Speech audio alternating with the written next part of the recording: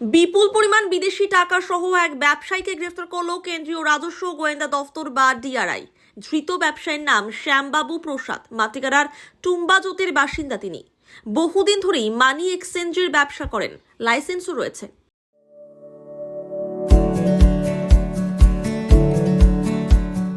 Pampered, not just a hospital, but a mother.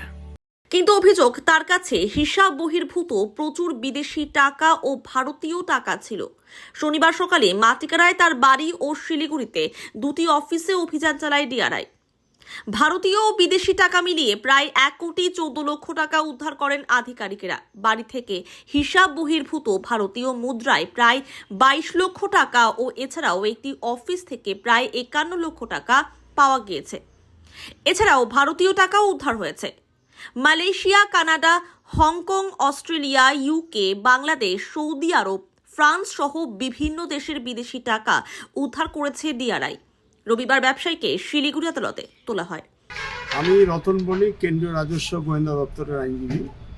আজকে Siliguri ACJM আদালতে শ্যামবাবু প্রসাদ এই নামে এক ব্যক্তিকে প্রোডাকশন করেছে। এই শ্যামবাবু প্রসাদের বাড়ি হলো তিরঙ্গা মোড়, তুম্বাজোত, মাটিগাড়াতে। আর এই শ্যামবাবু প্রসাদ ওই মানি এক্সচেঞ্জের বিজনেস করে, এর লাইসেন্স আছে। মানি এক্সচেঞ্জের করার, ডলার যে এক্সচেঞ্জ করে তার লাইসেন্স আছে। তো গোপন সূত্রে একটা খবর পাওয়া যায় যে শ্যামবাবু প্রসাদের মাটিগাড়ার যে বাড়ি এবং হিলকার রোডে তার যে দুটো আরও অফিস আছে, সেই জায়গায় ওই বৈদেশিক মুদ্রা, তার যতটা পারমিট তার থেকে অনেক বেশি বৈদেশিক মুদ্রা নেপাল থেকে, তা ওনার বিজনেস এস্টাবলিশমেন্টে নেপাল থেকে বৈদেশিক মুদ্রা ঢুকেছে, যেগুলো হিসাব বহির্ভূত এবং সেগুলো স্মাগলড হয়ে ওই বৈদেশিক মুদ্রাগুলো ঢুকেছে। অ্যাকর্ডিংলি গতকাল ডিআরআই কেন্দ্রীয় রাজস্ব গোয়েন্দা দপ্তরের যে নর্থবেঙ্গল জোনাল ইউনিট, যেটা শিলিগুড়িতে যাদের অফিসটা আছে, অফিসের একটা টিম, তারা 3টে জায়গায় একসাথে ইন্টারসেপ্ট করে। একটা হচ্ছে মাটিগাড়ায় ওনার বাড়িতে, এবং আরেকটা হলো RSBP forex and tours private limited, যেটা হিলকার রোডে। আর ওনার আরেকটা বিজনেস আছে RJD ট্যুর অ্যান্ড ট্রাভেল। এই 3টে জায়গায় একসাথে ইন্টারসেপ্ট করা হয়।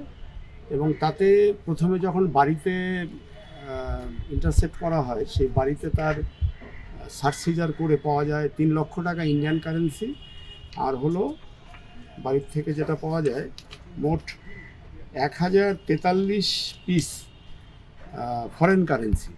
এই ফরেন কারেন্সির মধ্যে আছে থাইল্যান্ডের ভাট, যেটা ইউকের pound, Hong Kong dollar, Singapore dollar, Saudi Arabia riyal, কাতারের রিয়াল, অস্ট্রেলিয়ার ডলার, আর ইউনাইটেড আরব আমিরাতের দিরহাম, মালয়েশিয়ার রিঙ্গিত, ইউরো, কানাডিয়ান ডলার, আর USD American dollar, Bangladeshi taka, Omani riyal, Swiss francs, Kuwaiti dinar. এগুলো সব মিলে মোট কারেন্সি পাওয়া যায় 1043 পিস ওনার বাড়িতে। এবং এই 1043 পিসের ইন্ডিয়ান কারেন্সিতে গতকালের রেট অনুযায়ী ভ্যালু দাঁড়ায় 22,81,334। সেটা হলো ওনার বাড়ি থেকে। তারপরে যে টিমটা ওনার ওই হিলকার রোডের অফিসে ছিল, সেখানে ওরা যেটা পায় সেটা পাওয়া যায় হচ্ছে মোট 24,56,200 টাকা ইন্ডিয়ান কারেন্সি এবং 605 পিস ফরেন কারেন্সি। এই 605 পিস ফরেন কারেন্সির ভ্যালু কালকের দিনে ছিল 51,65,764 টাকা। এটা একটা হিলকার রোডের একটা অফিস। আরেকটা অফিস থেকে পাওয়া যায় 2,500 পিস ইন্ডিয়ান কারেন্সি 500 টাকার নোট, সেটা হলো 12,500 টাকা। এই সর্বমোট ভ্যালু হয় 1,14,53,262 টাকা ইন্ডিয়ান কারেন্সি। আর সমস্ত ডলারগুলো মিলে, ডলার এবং দিরহাম যা যা বললাম, 1,14,53,262 পাওয়া যায়।